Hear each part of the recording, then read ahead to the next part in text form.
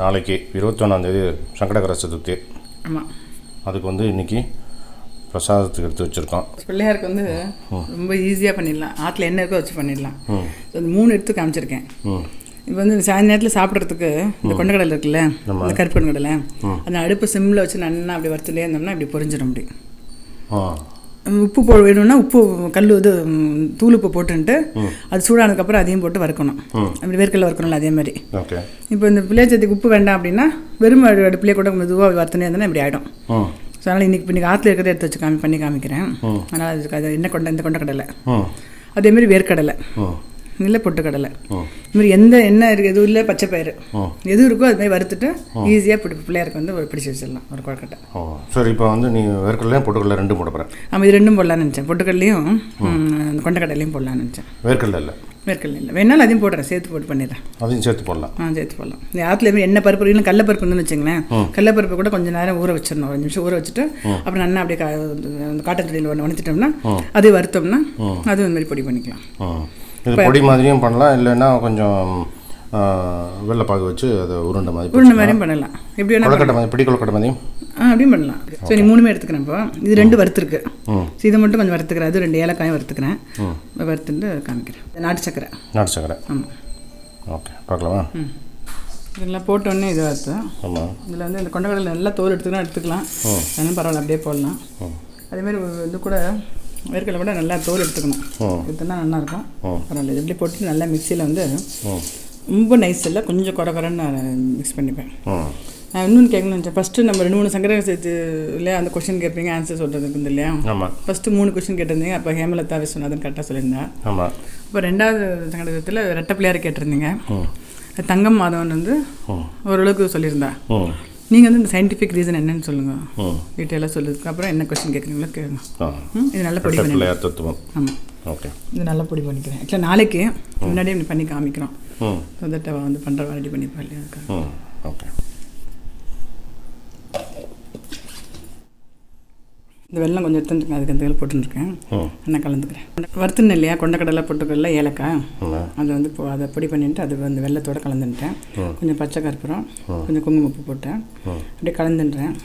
கலந்துட்டு சொன்னால் நீங்கள் அந்த சத்துவம் சொல்லுங்கள் நீங்கள். ஓகே, இந்த ரெட்டை பிள்ளையார் அப்படிங்கிறது வந்து ஒன்று வந்து விக்னராஜா, இன்னொன்று வந்து விநாயகர். அதாவது ஒன்று வந்து தடை, இன்னொன்று வந்து தகர்ப்பு. தடையும் தகர்ப்பும், தடையும் நானே தகர்ப்பும் நானே அப்படின்னு பிள்ளையார் சொல்லுவார். 2மே வந்து நம்ம வந்து சேவிப்போம், ஏன்னா 2மே வேணும். இது சயின்டிஃபிக்காக நம்ம வந்து எப்படி பார்ப்போம் அப்படின்னா, நியூட்டன்ஸ் லா ஆஃப் மோஷன் அப்படின்னு நீ கேள்விப்பட்டிருப்ப இல்லையா? 3 லா இருக்குது. ஒரு லா வந்து என்ன சொல்கிறது அப்படின்னா, ஒரு ஆப்ஜெக்ட் இருக்குன்னு வச்சுக்கேன்.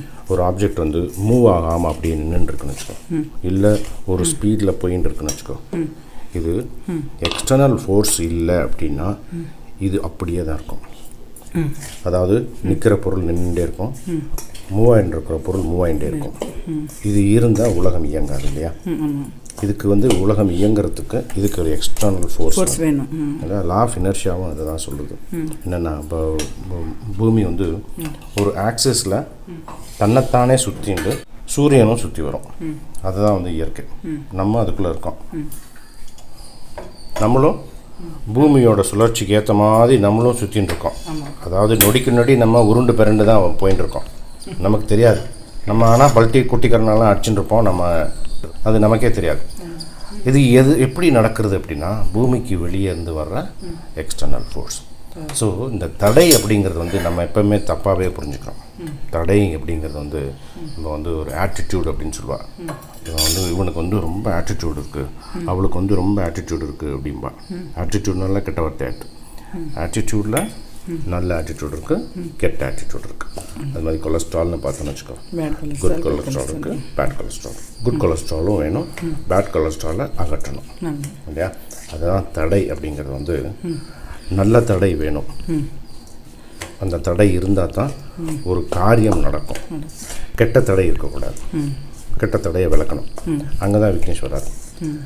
ஸோ இது வந்து ஒரு சின்ன எக்ஸாம்பிளில் நான் சொல்லணும்னா, வண்டியில் ஆக்சலரேட்டர் எதுக்காக இருக்குது? ஸோ உனக்கும் டிரைவிங் தெரியும்.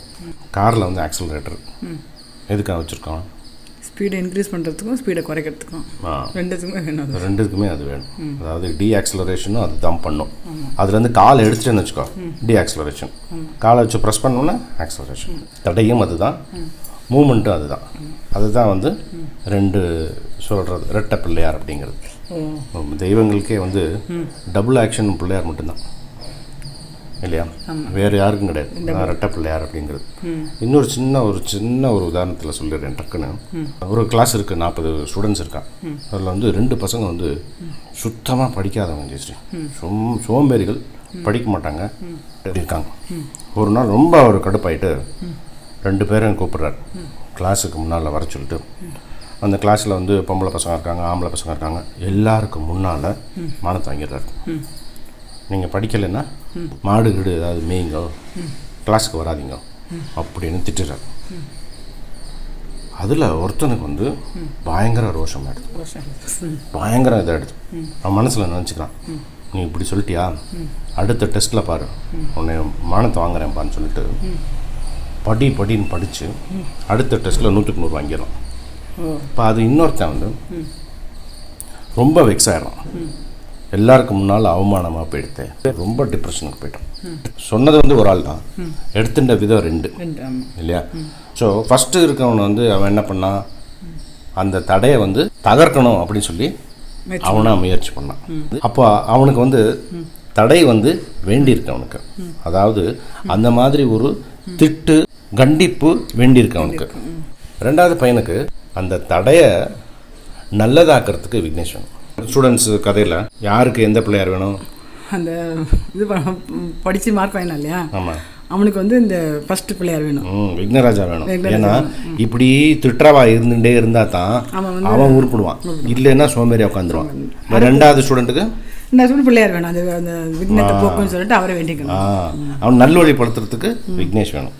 ஸோ அதுதான் வந்து கான்செப்ட். இந்த ரெட்டை பிள்ளையார் தத்துவம் அப்படிங்கிறது வந்து கான்செப்ட். அதுக்கு தான் சொல்கிறது, தடையும் நானே தகர்ப்பும் நானே அப்படின்னு சொல்லுவார் பிள்ளையார். சூப்பர். ஓகே, இப்போ இந்த சதுர்த்திக்கு நம்ம இது ரெடி பண்ணிட்டோம் இல்லையா. ரொம்ப சிம்பிளானது. இந்த பொடி வந்து அப்படியே கொடுத்து சாப்பிட்றலாம், இல்லை வேணும்னா இன்னும் கொஞ்சம் நெய் விட்டு பிடிச்சிக்கலாம். ஓகே, பிரசாத் ஆகிடுது. இப்போ இந்த வாரத்துக்கு வந்து என்ன கொஸ்டின் கேட்க போகிறீங்க? இந்த எபிசோடில் கொஸ்டின் வந்து பிள்ளையாருக்கு வந்து நிறைய பேர் இருக்குது. அதில் ஒரு பேர் வந்து கணபதி. இந்த கணபதிக்கு அர்த்தம் என்ன, கணபதிக்கு அர்த்தம் என்ன அப்படிங்கிறத இந்த வாரத்துக்கு கேள்வி. ஸோ யார் சொல்கிறான்னு பார்ப்போம். Okay, thanks Seshan.